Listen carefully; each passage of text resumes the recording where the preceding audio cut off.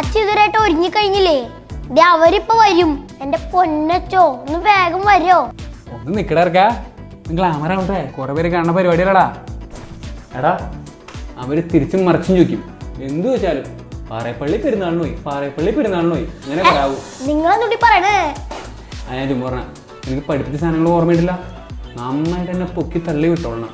Okay, അതൊക്കെ ഞാൻ പറഞ്ഞോളാം. എന്നെ നന്നായിട്ട് തള്ളി വിടണം. അത് ഞാൻ ഏറ്റവും രണ്ടുപേർക്ക് അങ്ങോട്ടും ഇങ്ങോട്ടും തള്ള പൊക്ക, ഒരു കുറവുണ്ടാവരുത്. ഓക്കെ, അവര് 9 മണിക്ക് വരും പറഞ്ഞേ. 9 മണി കഴിഞ്ഞു. അച്ഛൻ മണ്ടെങ്കിൽ വാ, ഞാൻ പോവാണ്. ഞാൻ വരാ, ഇപ്പൊ തന്നെ വരും.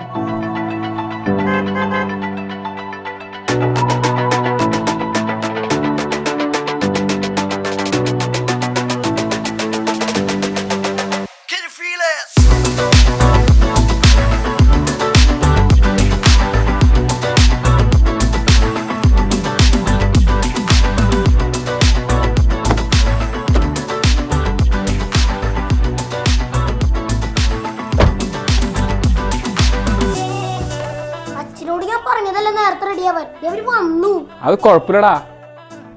അച്ഛാ, ഈശോയ്ക്ക് സ്തുതിയായിരിക്കട്ടെ. രണ്ടുപേരും ഒരുമിച്ചാണോ? നിങ്ങൾ ഇപ്പോഴും ഇങ്ങനെ ഒരുമിച്ചാണോ ഇപ്പോഴുള്ളത്? ഇല്ല ഇല്ല, ഇവൻ ക്ലാസ്സിൽ പോകും എല്ലാ ദിവസവും. വൈകുന്നേരങ്ങളിൽ ചില ദിവസങ്ങളൊക്കെ അവനോട് വരും.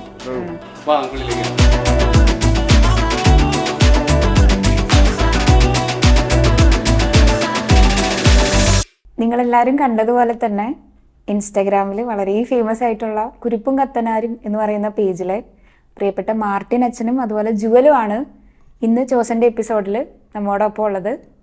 സ്വാഗതം.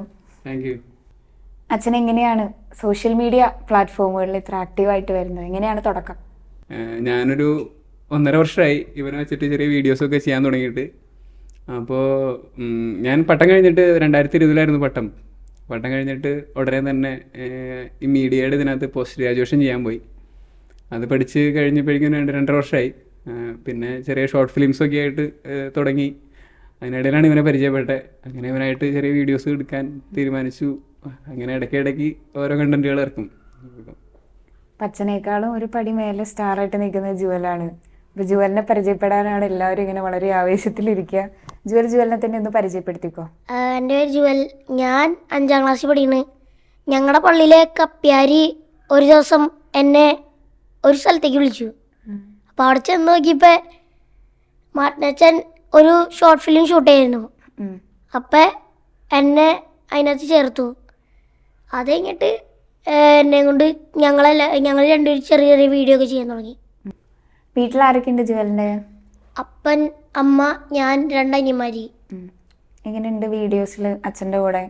കുറേ ഇപ്പോൾ ഏകദേശം 1.5 വർഷമായി വീഡിയോസൊക്കെ ചെയ്യാൻ തുടങ്ങിയിട്ടെന്ന് പറഞ്ഞു.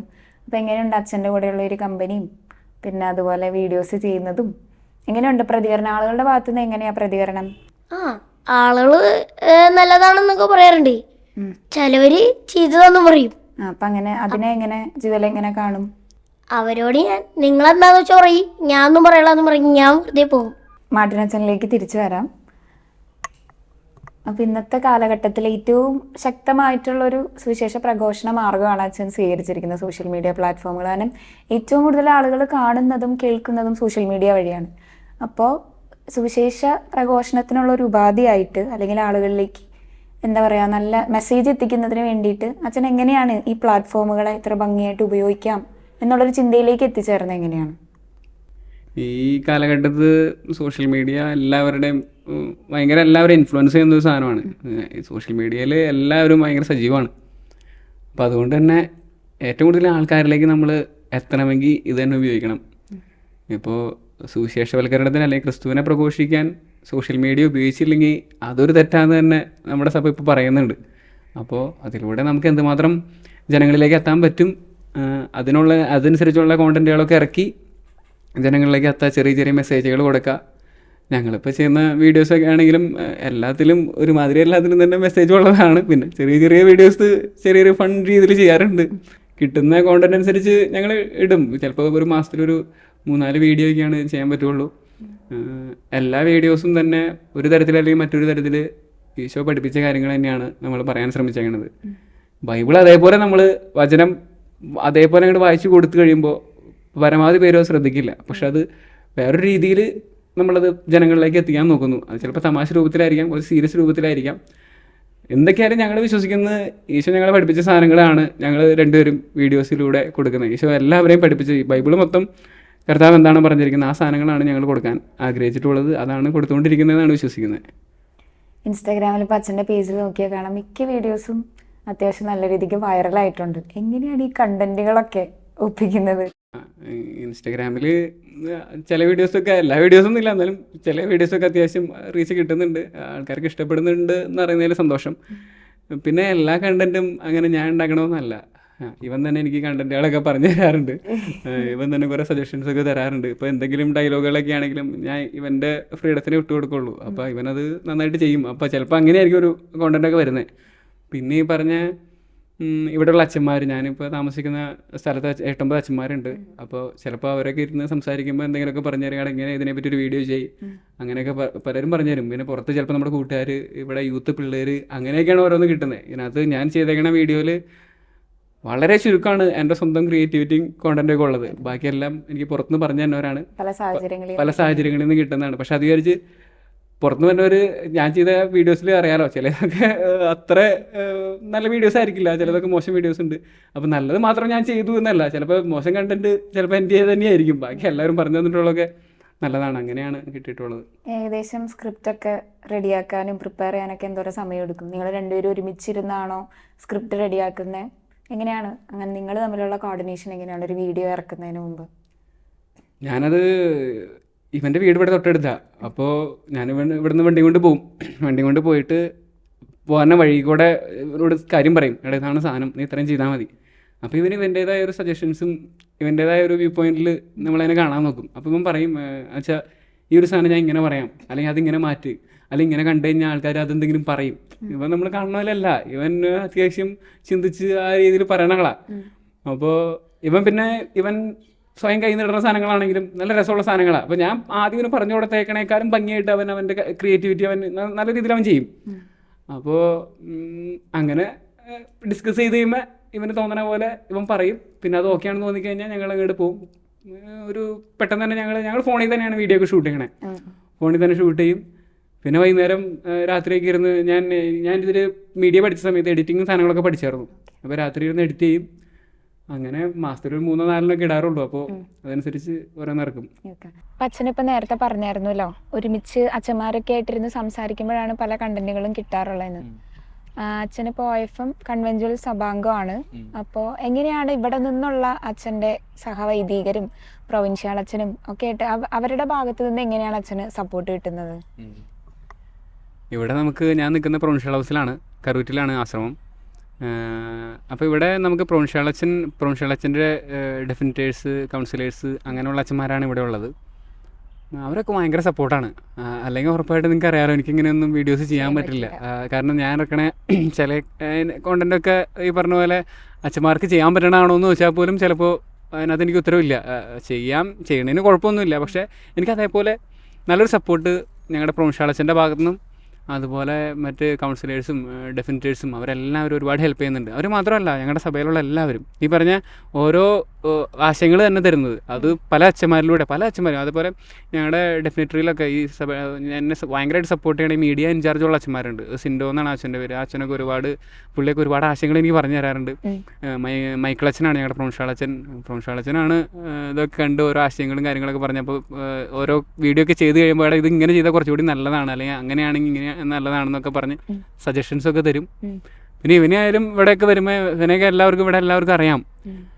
ഇവനായാലും അച്ഛന്മാർക്കൊക്കെ നല്ല പരിചയമാണ്. ഇവനെ കാണുമ്പോൾ തന്നെ അച്ഛന്മാർ എടാ നീ കുറച്ചുകൂടി അങ്ങനെ ചെയ്യണം, ഇങ്ങനെ ചെയ്യണം, അതാണ് എന്നൊക്കെ പറഞ്ഞ് ഇവരും പറഞ്ഞു കൊടുക്കും. ഇവൻ അങ്ങോട്ടും പറയും. എല്ലാവരുമായിട്ട് കമ്പനിയൊക്കെ ആയിട്ട് പോകണം. ഇവിടെ നിന്നും സഭയിൽ നിന്ന് മൊത്തത്തിൽ നല്ലൊരു സപ്പോർട്ടുണ്ട്.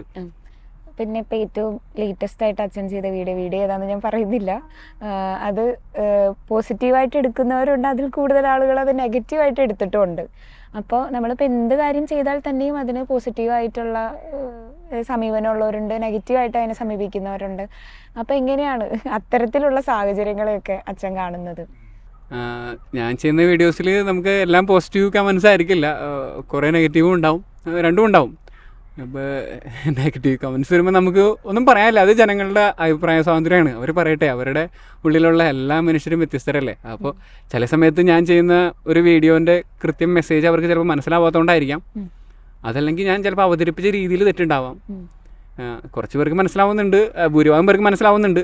അപ്പോൾ നെഗറ്റീവ് കമൻസ് ആയിട്ടും അല്ലെങ്കിൽ പേഴ്സണൽ മെസ്സേജ് ആയിട്ട് എനിക്ക് വരാറുണ്ട്. എനിക്ക് പേഴ്സണലി മെസ്സേജ് അയക്കുന്ന എല്ലാവർക്കും തന്നെ ഞാൻ റിപ്ലൈ കൊടുക്കാറുണ്ട്, അതിൻ്റെ ഒരു എക്സ്പ്ലനേഷൻ കൊടുത്തുകൊണ്ട്. അതിനകത്ത് എത്ര പേർക്ക് മനസ്സിലാവുന്നുണ്ടെന്ന് എനിക്കറിയില്ല, എങ്കിലും ഭൂരിഭാഗം പേരും അച്ഛൻ ഒരുപാട് നന്ദിയുണ്ട്, പേഴ്സണലായിട്ട് മെസ്സേജ് ചെയ്ത് റിപ്ലൈ ചെയ്തതിന് എക്സ്പ്ലനേഷൻ തന്നതെന്നൊക്കെ പറയുമ്പോൾ ഒരു സന്തോഷമുണ്ട്. അങ്ങനെ എന്നെ കൊണ്ട് പറ്റുന്ന രീതിയിൽ ഞാൻ എൻ്റെ വീഡിയോൻ്റെ കൃത്യം മെസ്സേജ് എന്താണെന്ന് കൺവേ ചെയ്യാൻ നോക്കാറുണ്ട്. പിന്നെ നെഗറ്റീവ് കമൻറ്റ്സ് പറയാമെന്നുള്ളത് അഭിപ്രായ സ്വാതന്ത്ര്യമാണ്, അവർ പറയട്ടെ. ഞാനും ചില വീഡിയോസ് കാണുമ്പോൾ എനിക്കും ഇഷ്ടപ്പെട്ടില്ല, ഞാനും നെഗറ്റീവ് കമൻറ്റ് ഇടാറുണ്ട്. അപ്പോൾ അവരും അത് ചെയ്യണതിൽ യാതൊരു തെറ്റുമില്ല. അതൊക്കെ ഞാൻ പോസിറ്റീവായിട്ട് തന്നെ എടുക്കണേ. ഇപ്പം ഇവനായാലും അങ്ങനെ ആയിരിക്കും എടുക്കണേന്നാണ് ഞാൻ വിചാരിക്കണേ, അല്ലേ? അതെ. ഇപ്പം ജുവലിപ്പോൾ മാർട്ടിനച്ഛൻ്റെ കൂടെ വീഡിയോസൊക്കെ ചെയ്യുന്നുണ്ട്. അപ്പോൾ മാർട്ടിനച്ഛൻ്റെ അടുത്ത് സംസാരിച്ച് കഴിഞ്ഞപ്പോൾ അച്ഛൻ ഞങ്ങളുടെ അടുത്ത് പറഞ്ഞത്, ഫസ്റ്റ് ഓഡീഷന് വേണ്ടിയിട്ട്, അതായത് നീ എങ്ങനെ ചെയ്യുന്നു എന്നുള്ളത് അറിയാൻ വേണ്ടിയിട്ട് നിനക്കൊരു കൺസെപ്റ്റ് തന്നു, അപ്പോൾ അതൊന്ന് അഭിനയിച്ച് കാണിക്കാൻ പറയുമ്പോൾ നീ തകർത്തു എന്നാണ് പറഞ്ഞത് അച്ഛൻ. അപ്പോൾ എങ്ങനെ അച്ഛൻ്റെ കൂടെയുള്ള ഈ വീഡിയോസ് ചെയ്യുമ്പോഴും, അല്ലെങ്കിൽ ഇപ്പോൾ ഇവിടെ ഈ ആശ്രമത്തിൽ വരുമ്പോൾ ബാക്കിയുള്ള അച്ഛന്മാരുടെ അടുത്തു നിന്നുള്ള പ്രതികരണം എങ്ങനെയാണ്? വീട്ടിൽ പപ്പയും അമ്മയൊക്കെ സപ്പോർട്ടാണോ? അവർക്ക് ഇഷ്ടമാണോ ഇങ്ങനെയൊക്കെ ചെയ്യുന്നത്? വീട്ടിൽ അപ്പനമ്മയ്ക്ക് ഭയങ്കര സപ്പോർട്ടാ, അടുത്തുള്ളവർക്കും സപ്പോർട്ടാണ്. ചിലവര് നെഗറ്റീവ് പറയും, അപ്പം ഞാൻ അവരോടൊന്നും പറയാറില്ല. ഇവിടെ വന്നാലും ഇവിടുത്തെ എല്ലാവർക്കും തന്നെ അറിയാം, ഇഷ്ടമാണ് എല്ലാവർക്കും. അപ്പൊ ഇവരെന്നോട് ഐഡിയാസ് പറയും, ഞാൻ ചിലപ്പോൾ അച്ഛനോടത് പറയും. അപ്പൊ അച്ഛനത് എടുക്കാന്ന് പറഞ്ഞ് ഞങ്ങളത് എടുക്കും. ഈ ജുവലിന് എവിടെ നിന്ന് ഈ ഐഡിയാസ് ഒക്കെ കിട്ടുന്നത്? അച്ഛൻ പറഞ്ഞു അച്ഛനിങ്ങനെ എല്ലാവരോടും സംസാരിക്കുമ്പോൾ പല കൺസെപ്റ്റുകളും കിട്ടുന്നു. ജുവലിന് ഈ ഐഡിയാസ് സ്പോട്ടിൽ ഭയങ്കരമായിട്ട് ഐഡിയാസ് വരുന്ന ആളാന്ന് പറഞ്ഞു. എങ്ങനെയാ ഐഡിയാസ് ഒക്കെ കിട്ടുന്നത്? എൻ്റെ അപ്പൻ വീഡിയോ ഒക്കെ ചെയ്യാറുണ്ട് ഫേസ്ബുക്കിലൊക്കെ. അപ്പൊ അപ്പൻ എനിക്ക് ഐഡിയാസ് പറഞ്ഞു തരും, പക്ഷെ അപ്പനത് എടുക്കാൻ നേരം ഉണ്ടാവില്ല. അപ്പൻ ഈ ജോലിയുടെ പോകും. അപ്പൊ ഞാൻ അത് അച്ഛനോട് പറയും, അച്ഛനത് എടുക്കാന്ന് പറയും. അങ്ങനെ ഞങ്ങൾ എടുക്കും. ഒരുമിച്ചാണ് ചെയ്യാറുള്ളത്. സ്കൂളിൽ എങ്ങനെയാ, സൂപ്പർ സ്റ്റാർ ആണോ? എല്ലാവരും വീഡിയോസ് ഒക്കെ കാണാറുണ്ടോ? സ്കൂളിൽ നിന്ന് സപ്പോർട്ടാണ്. സിസ്റ്റർമാര് ഞങ്ങളിടുന്ന ഈ ബൈബിളുള്ളതൊക്കെ ഈ ക്രിസ്ത്യാനികളുടെ ഒരു ആശയമായിട്ടാണ് ഞങ്ങൾ ഇടുന്നത്. അപ്പൊ സിസ്റ്റർമാര് നല്ല സപ്പോർട്ടാണ്. നല്ല സപ്പോർട്ടാണ്. എങ്ങനെയാ, ക്ലാസ്സിൽ ടോപ്പറാണോ? അങ്ങനെ ഒരു അച്ഛൻ അങ്ങനെ ഞങ്ങളുടെ അടുത്ത് പറഞ്ഞായിരുന്നു, ജുവല് ഭയങ്കരമായിട്ട് നല്ല മിടുക്കനായിട്ട് പഠിക്കുന്ന കുട്ടിയാണ്, ക്ലാസ്സിൽ ടോപ്പറൊക്കെയാണെന്ന്. അപ്പൊ എങ്ങനെ ഈ പറയുന്ന വീഡിയോ എടുക്കുന്നതും പഠിക്കുന്നതും ഒക്കെ എങ്ങനെയാണ് മാനേജ് ചെയ്തുകൊണ്ട് പോകുന്നത്? ജുവല് സമയം കിട്ടുന്നുണ്ടോ? സമയം കിട്ടുന്നില്ല. ഞാൻ സ്കൂളിൽ നിന്ന് വിട്ട് വൈകുന്നേരം വരുമ്പോ ഞങ്ങൾ വീഡിയോ എടുക്കും. വീഡിയോ എടുത്ത് ഒരു 6 മണിയാകുമ്പോഴേക്കും കഴിയും. അതേ ഞാൻ തിരിച്ച് വീട്ടിലേക്ക് വരും, എന്നിട്ട് പഠിക്കും. അപ്പൊ രണ്ടും കൂടെ മാനേജ് ചെയ്ത് പോകാൻ കുഴപ്പമൊന്നുമില്ല, മിടുക്കനായിട്ട് പഠിക്കുന്നു. അപ്പൊ ജുവലി ഇനിയും മിടുക്കനായിട്ട് സോഷ്യൽ മീഡിയ പ്ലാറ്റ്ഫോമുകളിലൊക്കെ ഇങ്ങനെ നന്നായി അഭിനയിച്ച് പിന്നെ ആളുകൾക്ക് കുറെ കൂടെ നല്ല മെസ്സേജ് ഒക്കെ കൊടുക്കുന്ന നല്ലൊരു കുട്ടിയായിട്ട് വളർന്നു വരട്ടെ. എല്ലാവർക്കും ഒരു മാതൃകയ്ക്കായിട്ട്, വീട്ടുകാർക്ക് ഒരു ബ്ലെസ്സിങ് ഒക്കെ ആയിട്ട്. Okay, all the best.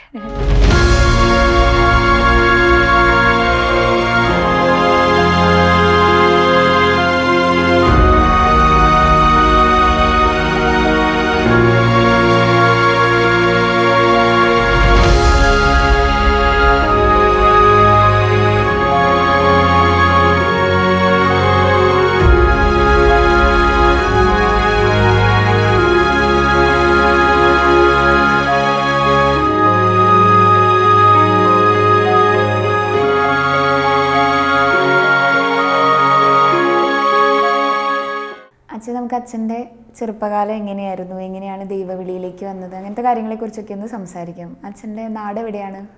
എൻ്റെ വീട് അങ്കമാലിക്ക് അടുത്ത് തവളപ്പാറ എന്ന് പറഞ്ഞൊരു സ്ഥലത്താണ്. വീട്ടിൽ ആരൊക്കെയുണ്ട്? വീട്ടിൽ അപ്പൻ, അമ്മ, അനിയത്തിയുടെ കല്യാണം കഴിഞ്ഞു. ഒരു കുഞ്ഞു കൊച്ചുണ്ട്, ഇരിഞ്ഞാലക്കുടയ്ക്കാണ് കെട്ടിച്ചുവിട്ടാണ്. പിന്നെ ഇപ്പോൾ അപ്പനും അമ്മയും തന്നെ ഉള്ളു വീട്ടിൽ. എങ്ങനെയായിരുന്നു അച്ഛൻ്റെ ചെറുപ്പകാലത്തിൽ, എങ്ങനെ ദൈവവിളിയിലേക്ക് വന്നത്, അല്ലെങ്കിൽ ഒരു അച്ഛനാകണം എന്നുള്ളൊരു ആഗ്രഹമൊക്കെ എപ്പോഴാണ് തോന്നി തുടങ്ങിയത്? അങ്ങനെ അച്ഛനാവണം എന്ന് വിചാരിച്ച് സെമിനാരി ചേർന്നല്ല ഞാൻ. 10ാം ക്ലാസ് ഞാൻ പഠിച്ചത് മലയാറ്റൂർ സ്കൂളിലാണ്. അത് കഴിഞ്ഞ് 10ാം ക്ലാസ്സിൽ പിന്നെ എനിക്കൊരു കൂട്ടുകാരൻ കൂടി ഉണ്ടായിരുന്നു. അപ്പോൾ അവനും ഞാനും കൂടി ഇങ്ങനെ സെമിനാരി പോകാം എന്നുള്ളൊരു തീരുമാനം എടുത്തു. ആ സമയത്ത് കുറച്ച് ഇംഗ്ലീഷൊക്കെ പഠിച്ച് +1 +2 ഒക്കെ പഠിച്ചിട്ട് പിന്നെ തീരുമാനിക്കാമെന്നൊക്കെ ഓർത്ത് അങ്ങനെ സെമിനാരി ചേർന്നതാണ്. ചേരാനായിട്ട് ഞങ്ങളുടെ നാട്ടിൽ ഈ ഫ്രാൻസിസ്കൻ OFM കൺവെൻച്വൽ സഭയിൽ നിന്ന് ഒരച്ഛനുണ്ടായിരുന്നു. ആ അച്ഛനെ ഞങ്ങൾ പരിചയപ്പെട്ടു. ആ അച്ഛൻ വീട്ടിൽ വന്നു. അങ്ങനെ സെമിനാറിലേക്ക് വരാൻ ഇൻവിറ്റേഷനൊക്കെ തന്നു. ഞങ്ങളങ്ങനെ സെമിനാറിലേക്ക് വന്നു. പിന്നെ ആദ്യത്തെ 3 വർഷം ഞങ്ങൾക്ക് കാഞ്ഞിരപ്പള്ളിയിലായിരുന്നു സഭയുടെ മൈനർ സെമിനാരി. അങ്ങനെ ആദ്യത്തെ കുറച്ച് വർഷങ്ങളൊക്കെ പഠിച്ചു. പിന്നെ നമുക്കിങ്ങനെ പോകാനായിട്ട് നമ്മുടെ മെയിൻ പ്ലാൻ ഇതല്ലല്ലോ, അപ്പോൾ അതുകൊണ്ട് പോകാനായിട്ടൊക്കെ ഉള്ള ലിമിറ്റേഷൻസൊക്കെ ഒരുപാടുണ്ടായി. എങ്കിലും പിന്നെ കുറച്ച് ആളിങ്ങനെ പിടിച്ച് നമുക്ക് ഈ സഭയുടെ ലൈഫും ഈ സഭയിലുള്ള ജീവിതമൊക്കെ നമുക്ക് ഒരുപാട് ഇഷ്ടപ്പെട്ടു. അങ്ങനെ ഞങ്ങൾ രണ്ടുപേരും നിന്നു. ഒരു ദിവസം തന്നെ ഞങ്ങൾക്ക് 2 പേർ കോർഡിനേഷൻ ഞങ്ങൾ മേടിച്ചു. ഞങ്ങൾ രണ്ടുപേരും ഒരു ദിവസം ചേർന്നു, ഒരു ദിവസം കോർഡിനേഷൻ കിട്ടി. ആ അച്ഛൻ്റെ പേര് റോണി എന്നാണ്. ആളിപ്പോൾ ഇറ്റലി സെറാഫിക്കം ഞങ്ങളുടെ തന്നെ യൂണിവേഴ്സിറ്റി ഉണ്ട്, അവിടെ പഠിക്കുന്നു. അപ്പോൾ ഏതൊരു ഒരു പെർട്ടിക്കുലർ ഒരു പോയിന്റിലായിരിക്കുമല്ലോ ഓക്കെ ഇത് എൻ്റെ ദൈവവിളി എന്ന് പറയുന്ന ഒരു വൈദികനാവുക എന്നുള്ളതാണ്. എപ്പോഴും അച്ഛൻ തിരിച്ചറിഞ്ഞു. സെമിനാരിൽ പോയി എന്ന് പറഞ്ഞു, പക്ഷെ അച്ഛനാവാനുള്ള ഉദ്ദേശത്തോടെ അല്ല പോയെന്ന് പറഞ്ഞു. അപ്പൊ ഏത് പോയിന്റിലാണ് അച്ഛൻ തിരിച്ചറിഞ്ഞത് ഓക്കെ എൻ്റെ ദൈവവിളി ഒരു അച്ഛനാവുക എന്നുള്ളതാണ് എന്നുള്ളത്? ഞാനപ്പോൾ ഒരു ആദ്യത്തെ 3 വർഷം കഴിഞ്ഞ് ഞങ്ങളിങ്ങനെ വീട്ടിലൊക്കെ പോകാനായിട്ട് ഇങ്ങനെ പയ്യെ തീരുമാനമൊക്കെ എടുത്തായിരുന്നു. പിന്നെ അവധിക്കൊക്കെ കിട്ടിയപ്പോൾ വീട്ടിലൊക്കെ പോയി. ഒരു 1.5 മാസം അവധിയൊക്കെ ഉണ്ടായി. പിന്നെ അങ്ങനെ നാട്ടിൽ നിന്നിട്ട് വലിയ സുഖം തോന്നിയില്ല. തിരിച്ചങ്ങടേക്ക് തന്നെ പോകണം എന്നുള്ളൊരു മൈൻഡായിരുന്നു എപ്പോഴും. അങ്ങനെ ഞങ്ങൾ വീണ്ടും തിരിച്ചവിടെ ചെന്നു. അപ്പോഴും പിന്നെ നമുക്ക് അവിടെ നിൽക്കണം അങ്ങനത്തെ ഒരു ഫുൾ നമുക്കൊരു അച്ഛനാവണം എന്നുള്ള ആഗ്രഹം പ്രീനോഷിറ്റ് ഹൗസിലും വെച്ച് അങ്ങനെ കൃത്യമായിട്ട് വന്നില്ല. പിന്നെ ഞങ്ങൾക്ക് 5ാമത്തെ വർഷം ഞങ്ങൾ പഠിക്കുന്നത് ഊട്ടിയിലാണ്, കോട്ടഗിരി. അപ്പം ഞാൻ എൻ്റെ ലൈഫിൽ ഇതേവരെ ഊട്ടിയിലൊന്നും പോയിട്ടില്ല. അപ്പോൾ ഞാൻ വിചാരിച്ചു എന്തൊക്കെയായാലും 4 വർഷമായല്ലോ, ഊട്ടി കൂടി കണ്ടിട്ട് അങ്ങനെ തിരിച്ചു പോകാമെന്നുള്ളൊരു പ്ലാനിൽ നിൽക്കായിരുന്നു. അങ്ങനെ ഞങ്ങൾ കോട്ടഗിരിക്ക് ഊട്ടി നോഷേറ്റ് ഹൗസിൽ ചെന്നു. നോഷേറ്റിൽ അറിയാലോ, ഇങ്ങനെ നമുക്ക് മാസത്തിലൊരിക്കൽ ലെറ്റർ എഴുതാനൊക്കെ പറ്റുള്ളൂ, വീട്ടിലേക്ക് വിളിക്കാനൊന്നും പറ്റില്ല. അപ്പോൾ വീട്ടുകാരായിട്ടുള്ള ബന്ധങ്ങളൊക്കെ അങ്ങോട്ട് കംപ്ലീറ്റ് ആയിട്ട് കട്ടായിപ്പോയി 1 കൊല്ലം കൊണ്ട്. പിന്നെ ഭയങ്കര പ്രാർത്ഥനയും കാര്യങ്ങളൊക്കെയാണ്. പിന്നെ ഊട്ടിയിലെ കാലാവസ്ഥ അടിപൊളി, താമസം, ഞങ്ങളുടെ ഹൗസൊക്കെ ഇരിക്കണ ഭയങ്കര ഒരു ആംബിയൻസ് ഉള്ള സ്ഥലത്താണ്. അവിടെ ചെന്ന് കഴിഞ്ഞാൽ ഭയങ്കരമായിട്ട് ഇഷ്ടപ്പെടും. പിന്നെ നന്നായിട്ട് പ്രാർത്ഥിക്കാനും സഭയുടെ കാര്യങ്ങളൊക്കെ കൂടുതൽ പഠിക്കണത് അവിടെ ചെന്നിട്ടാണ്. നമ്മൾ ഫ്രാൻസിസ്കനിസം പഠിത്തങ്ങളും അല്ലെങ്കിൽ സഭയുടെ കോൺസ്റ്റിറ്റ്യൂഷൻ റൂള്, സഭ എന്താണെന്നൊക്കെ കൂടുതൽ അറിയണത് അവിടെ വന്നിട്ടാണ്. പിന്നെ ഈ ഹാബിറ്റ് ഭയങ്കര ഒരു രസമുള്ള സാധനമായിട്ട് തോന്നി. സാധാരണ വെള്ള ഉടുപ്പിടുന്ന അല്ലെങ്കിൽ രൂപതക്കാരച്ഛന്മാരായിട്ടായിരുന്നു എനിക്ക് കൂടുതൽ അടുപ്പമൊക്കെ. എൻ്റെ പേപ്പൻ ഒരാളാണ്, എൻ്റെ അപ്പച്ചൻ്റെ ഇരട്ട സഹോദരൻ ഒരാൾ എറണാകുളം രൂപതയിലെ അച്ഛനാണ്, പോൾ ചിറ്റനപ്പള്ളി എന്നാണ് അച്ഛൻ്റെ പേര്. അപ്പോൾ അച്ഛൻ എന്നെ കുറേ അങ്ങോട്ട് കൊണ്ടുവരാനൊക്കെ ട്രൈ ചെയ്തിട്ടുണ്ട്. അപ്പോഴും എനിക്ക് ഈ വെള്ള ഉടുപ്പ് സാധാരണ കണ്ട് പഴകിയ ഒരു സാധനം ആയതുകൊണ്ട് എനിക്ക് അത്ര അട്രാക്ഷനും തോന്നിയില്ലായിരുന്നു. നോഷേറ്റ് ഹൗസ് കഴിയുമ്പോഴാണ് നമുക്ക് ഈ ഉടുപ്പ് കിട്ടുന്നത്, 5ാം വർഷം അവസാനം. അപ്പോൾ ഈ ഉടുപ്പിട്ട് നിൽക്കണം എന്നൊക്കെ ഒരു ആഗ്രഹം ആ സമയത്ത് തുടങ്ങിയായിരുന്നു. നോഷേറ്റ് പഠിച്ചു തുടങ്ങി. പിന്നെ സഭേനെ പറ്റി അറിയാൻ തുടങ്ങി, ഫ്രാൻസിസിനെ പറ്റി കൂടുതൽ അറിയാൻ തുടങ്ങി. അപ്പോൾ അങ്ങനെ ഈ ഉടുപ്പൊക്കെ ഇട്ട് കണ്ട് ഒരു പ്രൊഫഷനൊക്കെ സ്വീകരിക്കണം, അച്ഛനാവണം എന്നുള്ളൊരു തിരിച്ചറിവിലേക്ക് എത്തുന്നത് നോഷേറ്റ് ഹൗസിലാണ്. അത് കഴിഞ്ഞിട്ട് പിന്നെ കംപ്ലീറ്റ് സെമിനാരിക്കാരനായി അല്ല അച്ഛനായി കഴിഞ്ഞാൽ അറിയാലോ, പിന്നെ നമുക്ക് പിന്നെ ഒരുപാട് വർഷങ്ങൾ പഠിക്കാനുണ്ട്. പിന്നെ ഒരു 8-9 വർഷം കൂടി പഠിക്കണം.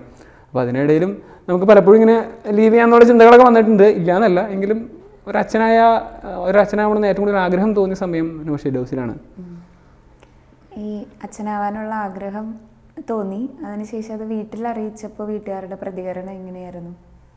വീട്ടുകാർ അല്ല, ഞാൻ സെമിനാരി പോകുന്ന സമയത്ത് വീട്ടിലും നാട്ടിലും എല്ലാവർക്കും അറിയാം ഞാൻ എന്തൊക്കെയാലും ഇതിനകത്ത് നിൽക്കാൻ പോകണില്ല എന്നുള്ളത്.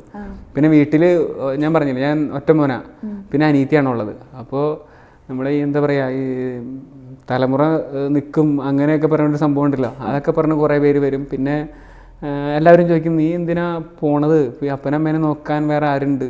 പിന്നെ അപ്പനമ്മയ്ക്കും അത് ആ സമയത്ത് അവരെ നോക്കണേൻ്റെ അവരങ്ങനെ പറഞ്ഞിട്ടില്ല. പക്ഷേ എങ്കിലും അവർ എന്നോട് അങ്ങനെ ഒന്നും പറയണില്ല. നീ അച്ഛനായി കാണണം എന്ന് ആഗ്രഹം ഉണ്ടെന്നോ അല്ലെങ്കിൽ തിരിച്ചു വരണമെന്നോ ഒന്നും പറയണില്ല. അവർ എല്ലാം എൻ്റെ ഇഷ്ടത്തിന് അങ്ങോട്ട് വിട്ടേക്കാണ്. എങ്കിലും അവർക്ക് ചെറിയ രീതിയിൽ അവർക്ക് മനസ്സിലറിയാം ഇവൻ അവിടെ നിൽക്കാൻ വഴിയില്ല എന്നുള്ളൊരു സാധനം അറിയാം. പിന്നെ അതുകൊണ്ട് വീട്ടുകാരുടെ ഭാഗത്ത് അങ്ങനെ എനിക്ക് വേറെ ഇതൊന്നും ഉണ്ടായിട്ടില്ല. അവർ എപ്പോഴും ഫുൾ സപ്പോർട്ടായിരുന്നു. ഞാൻ എന്ത് തീരുമാനം എടുത്താലും അവർ സപ്പോർട്ടാണ്. വീട്ടുകാരും നാട്ടുകാരൊക്കെ പോയാലും തിരിച്ചു വരും എന്നുള്ളൊരു ഉറപ്പിലാണ് നിന്നിരുന്നേന്ന് പറഞ്ഞു. അപ്പൊ കുരുത്തക്കേടൊക്കെ കുറച്ച് കൂടുതലുള്ള കൂട്ടത്തിലായിരുന്നോ ചെറുപ്പത്തിലൊക്കെ? കുരുത്തക്കേട് എന്ന് പറഞ്ഞാൽ കുരുത്തക്കേടുണ്ട്. പക്ഷെ അത് എങ്ങനത്തെ കുരുത്തക്കേടെന്ന് വെച്ചാൽ ഞാൻ അങ്ങനെ വലിയ ഫ്രണ്ട് സർക്കിളൊന്നും ഉള്ള ആളല്ല. പക്ഷെ ചെറിയ സർക്കിളുകളൊക്കെ ഉണ്ട്. അവിടെ ഞാൻ മഹാലമ്പായിരുന്നു. അപ്പോൾ അങ്ങനെയുള്ള സ്ഥലത്തൊക്കെ ഞാൻ പഠിച്ചത് കിടങ്ങൂർ സെൻറ്റ് ജോസഫ് സ്കൂളിലാണ് 8ാം ക്ലാസ് വരെ പഠിച്ചത്. അത് കഴിഞ്ഞിട്ട് പിന്നെ മലയാറ്റൂർക്ക് മാറി ചെയ്തത്. TC ഒന്നും വിട്ടതല്ല, വീട് മാറിയതുകൊണ്ട് മാറിപ്പോയതാണ്. അപ്പോൾ കിടങ്ങൂർ സിസ്റ്റേഴ്സിൻ്റെ FCC സിസ്റ്റേഴ്സിൻ്റെ സ്കൂളാണ്. ഞാൻ ഇപ്പോഴും ആ സിസ്റ്റേഴ്സിനെ കാണുമ്പോൾ എനിക്ക് മുട്ടുപറിക്കും. അടിയുടെ ബഹളമായിരുന്നു ആ സമയത്തൊക്കെ. പിന്നെ എന്നും പുറത്തേക്കലും അത് ഇത്, പിന്നെ മാർക്ക് കുറവ്, ഉഴപ്പ്, അങ്ങനെയൊക്കെ ഒരു സാധനം. അപ്പം അതുകൊണ്ട് തന്നെ ഇപ്പം ഒരു ക്ലാസ് റൂം എടുത്താൽ നമുക്കറിയാലോ, ഒന്നില്ലെങ്കിൽ ഏറ്റവും നന്നായിട്ട് പഠിക്കണവനെ എല്ലാവരും അറിയാം, അല്ലെങ്കിൽ ഏറ്റവും കുരുത്തം കേട്ടവരറിയും. അപ്പം ഞാൻ ശരിക്കും പറഞ്ഞാൽ മിഡിലാണ് നമ്മൾ. എങ്കിലും കുരുത്തക്കേടിന് ഒരു കുറവില്ല, പിടിക്കുമ്പോൾ എല്ലാം കൂടി ഒരുമിച്ചായിരിക്കും പിടിക്കപ്പെടണം. അങ്ങനെ ഒരു കാര്യത്തിൽ നിൽക്കായിരുന്നു. അത്ര നല്ല പേരായിരുന്നില്ല. പിന്നെ ഈ സ്കൂളിലൊക്കെ പഠിക്കുമ്പോൾ ഈ സിസ്റ്റേഴ്സിൻ്റെ ഒക്കെ ലൈഫ് ഇൻസ്പയർ ചെയ്തിട്ടുണ്ടോ? മീൻസ് അവർ ചെയ്യുന്ന സേവനങ്ങൾ? അത് ഇൻസ്പയർ ചെയ്യാന്ന് വെച്ച് കഴിഞ്ഞാൽ ഇപ്പം ചിന്തിക്കുമ്പോൾ അതൊക്കെ വലിയൊരു കാര്യമായിട്ട് എനിക്ക് തോന്നണ്ടേ. കാരണം അന്നെന്നൊക്കെ പറഞ്ഞാൽ സിസ്റ്റേഴ്സിൻ്റെ സ്കൂളായതുകൊണ്ട് മാസത്തിലൊരിക്കൽ നമുക്ക് കുർബാന വയ്ക്കും, അല്ലെങ്കിൽ അച്ഛന്മാർ ധ്യാന ക്ലാസ്സുകൾ. അപ്പം അങ്ങനെയുള്ള സാധനങ്ങളൊക്കെ കുറേ ഉണ്ട്. അന്ന് അത് ഇഷ്ടമാണ് സാധനം. അപ്പോൾ 2-3 പീരീഡ് അങ്ങനെ അങ്ങോട്ട് പോകും. പിന്നെ ക്ലാസ് കുറച്ച് കട്ട് ചെയ്ത് പോകും. പിന്നെ അതിൻ്റെ ഇടയ്ക്ക് ഇപ്പോൾ പള്ളിയിൽ പോയി നമ്മൾ നിന്നില്ലെങ്കിൽ ആരും നമ്മളെ നോട്ട് ചെയ്യാനൊന്നും പോണില്ല, അങ്ങനെ പിടിക്കില്ല. അപ്പോൾ ക്ലാസ്സിലിരിക്കണേക്കാളും സുഖം ഇങ്ങനെയൊക്കെ പോകണമല്ലോ എന്ന് പറഞ്ഞ് നമ്മൾ അങ്ങനെയൊക്കെ അങ്ങോട്ട് പോകും. അങ്ങനെയൊക്കെ അവർ വെച്ചേക്കണേൻ്റെ ഗുണം ഇല്ല എന്നല്ല, ഒരുപാട് ഇത് ചെയ്തിട്ടുണ്ട്. പിന്നെ ഞാൻ 8ാം ക്ലാസ് കഴിയുമ്പോൾ മാറി. പിന്നെ അല്ല, അവർ ഇപ്പം അത് ആലോചിക്കുമ്പോഴേ അവരൊക്കെ ചെയ്ത കാര്യങ്ങളും ഇപ്പോഴും ചെയ്യണ കാര്യങ്ങളും ഭയങ്കരമാണ്. ഞാനിപ്പോൾ ഏത് സിസ്റ്റേഴ്സിനെ കണ്ടാലും FCCക്കാരെ ഏത് കോൺഗ്രേഷനിൽ ഞാൻ ചെന്ന് പരിചയപ്പെട്ടാലും അവരൊക്കെ ചെയ്യണ കാര്യങ്ങൾ നോക്കുമ്പോൾ ഭയങ്കര വണ്ടറാണ്. കാരണം ശരിക്കും ഒരു വിശുദ്ധ ലൈഫാണ് അവരുടെയൊക്കെ. ഒരുപാട് ബഹുമാനം ഉണ്ടാകും അവരോടൊക്കെ. സെമിനാരിയിലേക്ക് വന്നു കഴിഞ്ഞപ്പോഴുള്ള ലൈഫ് ചേഞ്ചിങ് എങ്ങനെയായിരുന്നു? അത് ശരിക്കും ഫീൽ ചെയ്തായിരുന്നോ? ലൈഫിൽ ഇങ്ങനെ ചേഞ്ചസ് വരുവാണ്, അല്ലെങ്കിൽ ഞാൻ ഒരിക്കലും പ്രതീക്ഷിക്കാത്ത ഒരു ലൈഫിലേക്കാണ് പോകുന്നത്. അപ്പോൾ അതെങ്ങനെയായിരുന്നു ആ ഒരു എക്സ്പീരിയൻസ് ഒക്കെ? അത് ഈ പറഞ്ഞ പോലെ സെമിനാരി അറിയാലോ, ഭയങ്കര സ്ട്രിക്റ്റാണ് കാര്യങ്ങളൊക്കെ. ഞങ്ങളെ സംബന്ധിച്ചാണെങ്കിൽ ഞങ്ങൾക്ക് വൈനർ സെമിനാരി ഉണ്ടായിരുന്നത് സഭയിൽ തന്നെ നല്ല സ്ട്രിക്റ്റ് ആയിട്ടുള്ളൊരു ഫോർമാറ്ററാണ്. കമ്പനി ബില്ലിന് ഒന്നും അടുപ്പിക്കില്ല എന്ന് പറയുന്ന ഒരു അങ്ങനത്തെ ഒരു ബ്രദറായിരുന്നു ഞങ്ങളുടെ റെക്ടർ. പിന്നെ ഇപ്പം ഞങ്ങളുടെ പ്രൊഫഷണലായിട്ടിരിക്കുന്ന മൈക്കിളച്ചനായിരുന്നു എനിക്ക് ഫസ്റ്റ് ഇയർ ഫോർമേഷൻ തന്നെ. ഭയങ്കര സ്ട്രിക്റ്റ് ആയിരുന്നു ഇവരൊക്കെ. ഒരു കണക്കിന് അവരൊക്കെ അതേപോലെ സ്ട്രിക്റ്റ് പിടിച്ച് ഞങ്ങളെ ഇടം വലം തിരിയാൻ സമ്മതിക്കാത്തതുകൊണ്ടായിരിക്കും ചിലപ്പോൾ അന്നൊക്കെ അച്ഛനായി പോയത്. ലിബറലായിട്ട് കുറേ വിട്ടായിരുന്നെങ്കിൽ ചിലപ്പോൾ നമ്മളൊക്കെ ഇങ്ങനെ വഴിതെറ്റി പോകാൻ ചാൻസ് കൂടുതലാണെന്ന് അവർക്ക് മനസ്സിലായതുകൊണ്ടായിരിക്കും അവർ അത്ര ഇതായിട്ട് നോക്കിയത്. അപ്പോൾ ഇത്രയും സ്ട്രിക്റ്റ് പിടിച്ച് കൃത്യം ടൈം ടേബിളിലൊക്കെ ജീവിച്ച് വരുമ്പോൾ ഓട്ടോമാറ്റിക്കലി ഒരു മനുഷ്യൻ്റെ ജീവിതത്തിൽ കുറച്ച് മാറ്റം വരുമല്ലോ. അപ്പം അങ്ങനെയുള്ള മാറ്റങ്ങൾ വന്നിട്ടുണ്ട്. അതല്ലാണ്ട് പിന്നെ നമ്മുടെ പഠിപ്പിക്കുന്ന കാര്യങ്ങളിലും പിന്നെ നമുക്ക് തന്നെ ഒരു അവബോധം വരുമല്ലോ. സെമിനാരിക്കാരനാണ്, അച്ഛനാവാനുള്ളവരാണ്, ഒരു പബ്ലിക്ക് പോകുമ്പോൾ ഇങ്ങനെ ആയിരിക്കണം, അല്ലെങ്കിൽ നാട്ടുകാർ അതും പറയും, അങ്ങനെയൊക്കെ ഒരു സാധനം വരുമല്ലോ. അങ്ങനെയുള്ള മാറ്റങ്ങൾ വന്നിട്ടുണ്ട്. അങ്ങനെയുള്ളതൊക്കെയാണ്.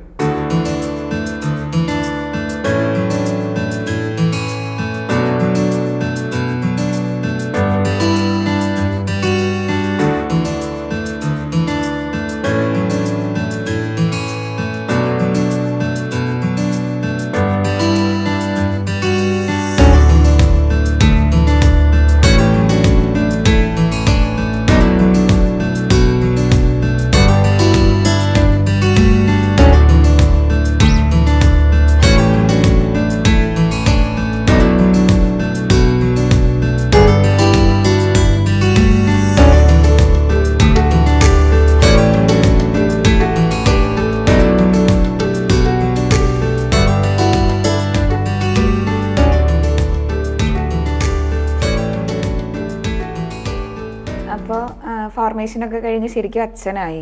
എന്നായിരുന്നു പട്ടം, അല്ലെങ്കിൽ ആ ഒരു സമയത്തെ എക്സ്പീരിയൻസ് ഒക്കെ എങ്ങനെയായിരുന്നു അച്ഛൻ്റെ? എനിക്ക് 2020 ഡിസംബർ 27 പട്ടം കിട്ടിയത്. ആ സമയത്ത് അറിയാലോ, കൊറോണയാണ്, മൊത്തം അടച്ചു കൂട്ടി, ലോക്ക്ഡൗൺ ഒക്കെയാണ്. പട്ടത്തിന് 20 പേരെ വിളിക്കാനുള്ള അനുവാദമുള്ളൂ. ഒരു കണക്കിന് പറഞ്ഞാൽ അതൊരു ദൈവാനുഗ്രഹമാണ്. കാരണം അപ്പൻ്റെ അമ്മയുടെ അധികം പൈസ പൊട്ടാണ്ട് നമുക്ക് പട്ടം നടത്തി രക്ഷപ്പെടാം, അല്ലെങ്കിൽ പിന്നെ അതിൻ്റെ പേരിൽ കടം മേടിക്കേണ്ടി വന്നേനെ.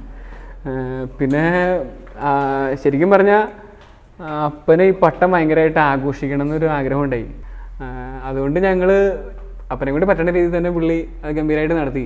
എനിക്ക് തോന്നുന്നു ആ കൊറോണ സമയത്ത് രാവിലെ ഉച്ചയ്ക്കും വൈകുന്നേരമൊക്കെ ആൾക്കാരൊക്കെ വിളിച്ച് അങ്ങനെയൊക്കെ പരമാവധി ആഘോഷമൊക്കെ ആക്കി.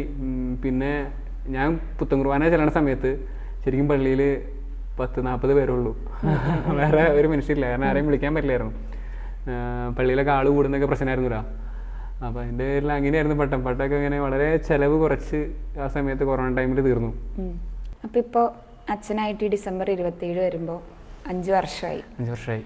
അപ്പോൾ എങ്ങനെയുണ്ട് പുതിയ ശുശ്രൂഷകളും അച്ഛൻ്റെ ഈ ഒരു ജീവിതം, അച്ഛൻ സന്തോഷവാനാണോ? അന്ന് 5 വർഷങ്ങൾക്ക് മുൻപ് അച്ഛനെടുത്ത ആ ഒരു തീരുമാനം ഉണ്ടല്ലോ, വൈദികനാകണം എന്നുള്ളൊരു തീരുമാനം, അത് ശരിയായിരുന്നു എന്നുള്ളൊരു ശക്തമായിട്ടുള്ളൊരു തോന്നലുണ്ടോ? പിന്നെ 5 വർഷം മുന്നേ വൈദികനാവണമെന്ന് ആഗ്രഹിച്ചൊരു സന്തോഷമുണ്ട്. പട്ടം കിട്ടിയാലും ഇപ്പം നിൽക്കുന്ന ജീവിതത്തിന് ഒരുപാട് സന്തോഷമുണ്ട്. ഞാനിപ്പോൾ കരൂറ്റി അങ്കമാലിക്ക് അടുത്തുള്ള സ്ഥലത്ത് തന്നെ ഞങ്ങളുടെ പ്രൊവിൻഷ്യൽ ഹൗസിലാണ് നിൽക്കുന്നത്. അവിടെ ഞങ്ങൾ 8-9 അച്ഛന്മാരുണ്ട്. പ്രൊവിൻഷ്യൽ അച്ഛനുണ്ട്, അവരുടെ പ്രൊവിൻഷ്യൽ അച്ഛൻ്റെ ടീം 3-4 അച്ഛന്മാരുണ്ട്. പിന്നെ ഞങ്ങൾ വേറെ 3-4 അച്ഛന്മാരുണ്ട്. വളരെ ഹാപ്പി ആയിട്ട് സന്തോഷമായിട്ട് പോണു. എല്ലാ അച്ഛന്മാരും ഭയങ്കര സപ്പോർട്ടാണ്. ഇപ്പം ഞാൻ കരൂറ്റിയിൽ ഞങ്ങളുടെ പ്രൊവിൻഷ്യൽ ഹൗസിലാണ്. അവിടെ ഞങ്ങൾക്ക് പ്രൊവിൻഷ്യൽ ഹൗസിനോട് ചേർന്ന ഒരു ഫ്രാൻസിസ്കൻ സെൻ്റർ ഉണ്ട്. അപ്പോൾ അത് ബാക്കിയുള്ള പ്രോഗ്രാംസിനൊക്കെ കൊടുക്കുന്ന ഒരു 3-4 ഓഡിറ്റോറിയം അങ്ങനെയൊക്കെ ആയിട്ടുള്ളൊരു ഏരിയ. അപ്പോൾ അത് നോക്കുന്നുണ്ട്.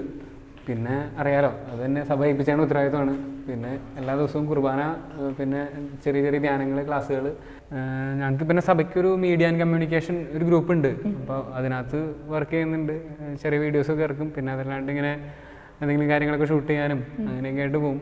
അപ്പം അച്ഛൻ്റെ ദൈവവിളിയൊക്കെ തിരിച്ചറിഞ്ഞ് നല്ലൊരു പുരോഹിതനായ ജീവിതത്തിൽ അച്ഛൻ 100% സാറ്റിസ്ഫൈഡ് ആണ്. അപ്പം ഇന്നത്തെ കാലഘട്ടത്തിലുള്ള കുട്ടികൾ ദൈവവിളി മനസ്സിലാക്കാൻ, തിരിച്ചറിയാനായിട്ട് ഭയങ്കര ബുദ്ധിമുട്ടുന്ന ഒരു കാലഘട്ടമാണ്. അപ്പം അച്ഛൻ്റെ ദൈവവിളി തിരിച്ചറിഞ്ഞത് അവിടെ ഉണ്ടായിരുന്ന ഓട്ട്സൊക്കെ, അതായത് പാരൻസിൻ്റെ അടുത്തു നിന്നായാലും ഇപ്പോൾ നാട്ടുകാരുടെ അടുത്തു നിന്നായാലും അവരൊന്നും പ്രതീക്ഷിച്ചിട്ടുണ്ടായിരുന്നില്ല ഒരിക്കലും. അപ്പോൾ ദൈവത്തിൻ്റെ വഴികൾ എത്രയോ അഗ്രാഹ്യമാണ് എന്ന് പറയുന്നത് പോലെ, അപ്പോൾ ഇന്നത്തെ കാലഘട്ടത്തിലുള്ള കുട്ടികൾക്ക് അവരുടെ ദൈവവിളി തിരിച്ചറിയുന്നതിന് വേണ്ടിയിട്ട് അച്ഛൻ എന്ത് മെസ്സേജാണ് കൊടുക്കാനുള്ളത്? എങ്ങനെ തിരിച്ചറിയാം ദൈവവിളി? ഇന്നത്തെ ഈ കാലഘട്ടം എന്ന് പറഞ്ഞാൽ നമുക്കറിയാം, ഈ കൊറോണയ്ക്ക് ശേഷം പൊതുവേ ദൈവവിളികൾ സെമിനാറിലേക്ക് വന്ന പിള്ളേരുടെ എണ്ണത്തിൽ ഭയങ്കര ഒരു കുറവുണ്ടായിട്ടുണ്ട്. ആ കൊറോണ സമയത്ത് ഈ ഫോണും കാര്യങ്ങളൊക്കെ ആയിട്ട് പിള്ളേർക്ക് ഇപ്പം അങ്ങനെ ഒരു ലൈഫ് സ്റ്റൈലിലായി. പിന്നെ ഈ പറഞ്ഞ പണ്ടത്തെ പോലെ ഒന്നും അല്ലല്ലോ, എല്ലാ വീട്ടിലും 1-2 പിള്ളേരൊക്കെ ഉള്ളൂ. അപ്പം അതിൻ്റെ ഒരു ബുദ്ധിമുട്ടുണ്ട്. എന്തൊക്കെയായാലും എനിക്കിങ്ങനെ പറയാനായിട്ടുള്ളതെന്ന് പറഞ്ഞാൽ, ഞാൻ പറഞ്ഞല്ലോ, ഞാനിങ്ങനെ സെമിനാറിലേക്ക് ചേർന്ന ഒരു അച്ഛനായേ തീരൂ, അല്ലെങ്കിൽ ഞാൻ അച്ഛനായിട്ട് ഇവിടുന്ന് പോകും എന്നുള്ളൊരു മൈൻഡ് സെറ്റോട് കൂടി വന്ന ആളല്ല. നമുക്ക് ദൈവവിളി ഉണ്ടോയെന്ന് അറിയാനായിട്ട് ചിലപ്പോൾ ഏതെങ്കിലും ഒരു സാഹചര്യത്തിൽ ഏതെങ്കിലും ഒരു അച്ഛനെ ചുമ്മാ പരിചയപ്പെടണമായിരിക്കും. ആ ഒരു മൊമെൻ്റ് ആയിരിക്കും ചിലപ്പോൾ ദൈവം ആദ്യമായിട്ട് നമുക്ക് കാണിച്ചു തന്നെ. ആ അച്ഛനെ പരിചയപ്പെട്ടപ്പോൾ ചിലപ്പോൾ നമ്മുടെ മനസ്സിൽ ഒരു സ്പാർക്ക് വന്നിട്ടുണ്ടാവും, എനിക്ക് ചിലപ്പോൾ ഒരു അച്ഛനാണെന്നുള്ളൊരു തോന്നൽ. ആ ഒരു തോന്നലിൽ ചെറിയൊരു ആഗ്രഹത്തിൻ്റെ പുറത്ത്, അല്ലെങ്കിൽ ഇപ്പോൾ വേറെ എന്ത് ഇൻറ്റൻഷൻ ആയിക്കോട്ടെ. ഞാൻ കേട്ടിട്ടുണ്ട്, സെമിനാരിയിൽ വന്ന് നിന്നിട്ട് ഒരു 4-5 വർഷം സെമിനാരി പഠിച്ച് പുറത്ത് പോയവർക്കൊക്കെ കല്യാണം കഴിച്ചാൽ പോലും ഭയങ്കര മാർക്കറ്റാണ് ഞാൻ കേട്ടിട്ടുണ്ട്. അപ്പോൾ എക്സ് സെമിനാരിയൻസിന് ഇങ്ങനെ മാട്രിമണിയിലൊക്കെ നല്ല ഇതുണ്ടെന്നൊക്കെ ഞാൻ കേട്ടിട്ടുണ്ട്. അപ്പോൾ ആ ഇൻറ്റൻഷൻ വെച്ച് വരെ സെമിനാരി വരുന്ന ആൾക്കാരുണ്ട്. അപ്പോൾ എങ്ങനെയാണെങ്കിലും നമ്മൾ വന്നതിന് ശേഷം അറിയാമെന്നുള്ളതേ ഉള്ളൂ. നമ്മൾ സെമിനാരിൽ വന്നതിന് ശേഷം നമുക്ക് അറിയാൻ പറ്റുള്ളൂ എന്താണ് സെമിനാരി ജീവിതം, എന്താണ് അച്ഛന്മാരുടെ ജീവിതം. ഈശോയെ കൂടുതൽ അടുത്ത് അറിയുന്നതൊക്കെ ചിലപ്പോൾ സെമിനാരിൽ വന്നതിന് ശേഷമായിരിക്കും. അപ്പോൾ എന്ത് ഇൻറ്റൻഷൻ ആയിക്കോട്ടെ, വരാൻ കാണിക്കുന്ന ഒരു മനസ്സുണ്ട്, നമ്മുടെ ഒരു ആഗ്രഹമുണ്ട്. ആ ഒരു ആഗ്രഹം എന്താണെന്നുള്ളത് നോക്കണ്ട. നിങ്ങളുടെ ഉള്ളിൽ അങ്ങനെ ഒരു ആഗ്രഹം ഉണ്ടെങ്കിൽ, ഇപ്പോഴത്തെ പുതിയ തലമുറയുടെ ഉള്ളിൽ ചെറിയൊരു ആഗ്രഹം ഉണ്ടെങ്കിൽ ആ ആഗ്രഹത്തിൻ്റെ പുറത്ത് നിങ്ങൾ വരാം. അത് ചിലപ്പോൾ പഠിക്കാനോ വേറെ എന്ത് ഇൻറ്റൻഷനായാലും വരാം. സെമിനാരി ലൈഫ് എൻജോയ് ചെയ്യുക. പിന്നീട് ഭാവിയിൽ ദൈവം ആഗ്രഹിക്കുന്നുണ്ടെങ്കിൽ, കർത്താവ് വിളിച്ചിട്ടുണ്ടെങ്കിൽ ഉറപ്പായിട്ടും അവരെല്ലാവരും എന്നെപ്പോലെ ഒരു അച്ഛനാവും. ഞാനും ആ ഒരു മൈൻഡോടുകൂടി വന്ന ആളാണ്. അതുകൊണ്ടാണ് ഞാനത് പറഞ്ഞത്. ഇന്നത്തെ കാലഘട്ടത്തിൽ പൗരോഹിത്യവും സന്യസ്ത ജീവിതമൊക്കെ ഒത്തിരി വെല്ലുവിളികളിൽ കടന്നു പോകുന്നുണ്ട്. പ്രധാനപ്പെട്ടത് ദൈവവിളി കുറയുന്നു എന്നുള്ളത് തന്നെയാണ്. പിന്നെ അതുപോലെ തന്നെ ഇപ്പോൾ സോഷ്യൽ മീഡിയ പ്ലാറ്റ്ഫോമുകളിലൊക്കെയും വൈദികരെയും സന്യസ്തരെയൊക്കെ അവഹേളിക്കുന്ന തരത്തിലുള്ള കമൻറ്റുകളായാലും പോസ്റ്റുകളായാലും നമ്മൾ കാണുന്നു. അപ്പോൾ ഇന്നത്തെ ഈ ഒരു കാലഘട്ടത്തിൽ സന്യസ്തരായാലും വൈദികരായാലും കുറേ കൂടി ഈ പ്ലാറ്റ്ഫോമുകളെയൊക്കെ ദൈവമഹത്വത്തിന് വേണ്ടി ഉപയോഗിക്കുന്നുണ്ട്. അപ്പോൾ എങ്ങനെയാണ് അത്തരത്തിലുള്ള ചിന്തകളോടൊക്കെ അച്ഛൻ്റെ പ്രതികരണം? ഞാനതിന് ഭയങ്കര സപ്പോർട്ടാണ്. എൻ്റെ വീഡിയോ കാണുമ്പോൾ നിങ്ങൾക്ക് അറിയാമല്ലോ, ഞാൻ വിശ്വസിക്കുന്ന ഒരു കാര്യമുണ്ട്. ചിലപ്പോൾ എനിക്കറിയില്ല, എൻ്റെ ചിന്താഗതി എപ്പോഴും ശരിയാണെന്ന് ഞാൻ പറയില്ല. ശരിയല്ലായിരിക്കാം, ചിലപ്പോൾ തെറ്റായിരിക്കാം, ചിലപ്പോൾ നല്ല തെറ്റാണ്. ചിലപ്പോൾ ഈ പറഞ്ഞ നമ്മളിപ്പോൾ ഒരു വീഡിയോ ചെയ്യുമ്പോൾ കിട്ടുന്ന വ്യൂ എന്നൊക്കെ പറഞ്ഞാൽ, ഞാൻ എന്തെങ്കിലും മെസ്സേജ് കൊടുക്കുന്ന വീഡിയോസാണ് പരമാവധി ഞാൻ ചെയ്യണത്. അല്ലാണ്ട് വളരെ മോശം ചെയ്യണ സാധനങ്ങളില്ല. എങ്കിൽ പോലും അതിനൊക്കെ അത്യാവശ്യം വ്യൂസും സാധനങ്ങളൊക്കെ ഉണ്ട്. ഞാൻ ചിലപ്പോൾ പള്ളിയിൽ നിന്ന് പ്രസംഗിച്ച് കഴിഞ്ഞാൽ, അല്ലെങ്കിൽ ഒരു പെരുന്നാളിന് പ്രസംഗിച്ച് കഴിഞ്ഞാൽ ചിലപ്പോൾ പള്ളിയിലിരിക്കണ 10-500 പേര് 250 പേരൊക്കെ ആയിരിക്കും ചിലപ്പോൾ അത് കാണുകയും ഇതൊക്കെ ചെയ്യുന്നത്. അത് ചിലപ്പോൾ കണ്ടതിന് ശേഷം അപ്പോൾ തന്നെ അവരുടെ മനസ്സിൽ നിന്ന് വരും പോയിണ്ടാവും. നമ്മളൊരു വീഡിയോ ചെയ്ത് ആ ഒരു സാധനം ഇടുമ്പോൾ അത് ലക്ഷക്കണക്കിന് ആൾക്കാരെ കാണുന്നത്. മാത്രമല്ല, അതവിടെ എന്നതേക്ക് കിടക്കണ ഒരു സാധനമാണ്. എപ്പോൾ വേണമെങ്കിലും ആരുടെ മനസ്സിലേക്ക് വേണമെങ്കിലും എത്താനുള്ള പോസിബിലിറ്റി ഇതിനകത്തുണ്ട്. അതുകൊണ്ട് ഇങ്ങനെയുള്ള ഇന്നത്തെ കാലഘട്ടത്തിൽ അച്ഛന്മാരും സിസ്റ്റേഴ്സും അല്ലെങ്കിൽ അൽമായരും ഈ ജീസസ് യൂത്ത് അങ്ങനെയുള്ളവരൊക്കെ ഇത് നന്നായിട്ട് ഉപയോഗിക്കുന്നുണ്ട്. മാർപ്പാപ്പ പോലും പറഞ്ഞിട്ടുണ്ടല്ലോ, നിങ്ങൾ സുവിശേഷവൽക്കരണത്തിന് വേണ്ടി മീഡിയ ഉപയോഗിക്കണം എന്ന് പറഞ്ഞാണ്. അപ്പോൾ അത് ചെയ്തില്ലെങ്കിൽ തെറ്റാണെന്നാണ് മാർപ്പ പറഞ്ഞാണ്. അപ്പോൾ ഉറപ്പായിട്ടും അത് ചെയ്ത് അതിന് നല്ല രീതിയിൽ ഉപയോഗിച്ച് മറ്റുള്ളവർക്ക് ക്രിസ്തുവിൻ്റെ സുവിശേഷം പ്രഘോഷിക്കാനായിട്ട് അല്ലെങ്കിൽ ക്രിസ്തുവിനെ മറ്റുള്ളവർക്ക് കാണിച്ചു കൊടുക്കാനുള്ള ഏറ്റവും നല്ലൊരു പ്ലാറ്റ്ഫോമാണ് മീഡിയ എന്ന് പറയുന്നത്. അപ്പോൾ ഉറപ്പായിട്ടും അത് നല്ല രീതിയിൽ ഉപയോഗിച്ച് കർത്താവിനെ കൂടുതൽ പ്രഘോഷിക്കാൻ എല്ലാവർക്കും പറ്റട്ടെ എന്ന് ഞാൻ ആഗ്രഹിക്കുകയും അതിനുവേണ്ടി പ്രാർത്ഥിക്കുകയും ചെയ്യാണ്. അപ്പം അച്ഛൻ ദൈവമഹത്വത്തിന് വേണ്ടി അല്ലെങ്കിൽ ക്രിസ്തുവിൻ്റെ സുവിശേഷം മറ്റുള്ളവരിലേക്ക് എത്തിക്കുന്നതിന് വേണ്ടി ചെയ്യുന്ന ഈ പ്രവർത്തനങ്ങളൊക്കെ തീർച്ചയായിട്ടും അഭിനന്ദനം അർഹിക്കുന്നത് തന്നെയാണ്. ഒത്തിരി പേരിലേക്ക് ഇനിയും നല്ല നല്ല മെസ്സേജുകൾ കുഞ്ഞു കുഞ്ഞു കാര്യങ്ങളിലൂടെയൊക്കെ പകർന്നു കൊടുക്കാനായിട്ട് അച്ഛന് സാധിക്കട്ടെ. അച്ഛൻ്റെ എല്ലാ ശുശ്രൂഷ മേഖലകളും ഭംഗിയായിട്ട് ദൈവം മുമ്പോട്ട് കൊണ്ടുപോകട്ടെ. എല്ലാവിധ ആശംസകളും. Thank you so much. Thank you.